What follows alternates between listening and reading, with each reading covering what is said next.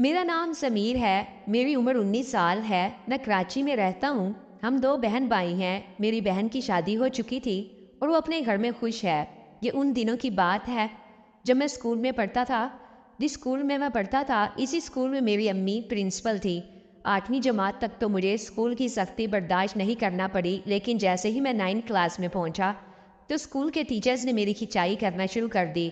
मैं शुरू से ही पढ़ाई में इतना अच्छा नहीं था। मैं एवरेज स्टूडेंट था।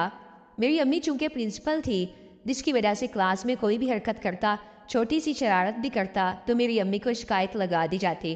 कभी किसी टेस्ट में मार्क्स कम आते, तब भी मुझे प्रिंसिपल ऑफिस में ले जाया जाता है। अगर वो मेरी अम्मी ना होती तो फिर तो बात ही अलग थी, लेकिन अब प्रिंसिपल ही मेरी मम्मी थी, जिसकी वजह से मुझे बहुत शर्मिंदगी भी महसूस होती।